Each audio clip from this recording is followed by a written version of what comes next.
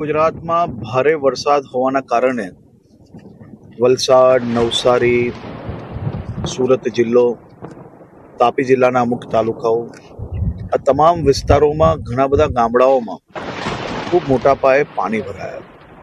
અને ખાસ કરીને વલસાડના ઉમરગાંવની વાત કરીએ તો આજ તકના ઇતિહાસનો સૌથી વધુ વરસાદ ઉમરગામમાં પડ્યો છે. આ બધી જ કઠિન પરિસ્થિતિઓની વચ્ચે વલસાડ જિલ્લા વહીવટી તંત્રએ એક ટીમ તરીકે વલસાડ જિલ્લાના નાગરિકો સાથે મળીને 12,000થી વધારે લોકોને સ્થળાંતરિત કર્યા અને સાથે સાથે આવા ચેલેન્જિંગ ટાઈમમાં એનડીઆરએફ, એસડીઆરએફ અને ગામના લોકલ તરવૈયાઓનો મદદ લઈને જે પ્રકારે ચેલેન્જિંગ રેસ્ક્યુની કામગીરી પૂર્ણ કરી છે, આ ખરેખર ખૂબ મોટો વિષય છે.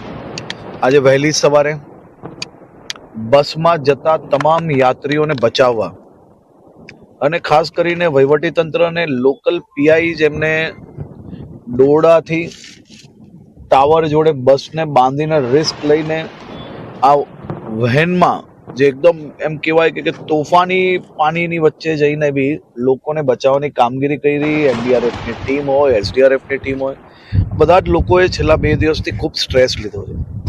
હું આખી ટીમનો આભાર માનું છું.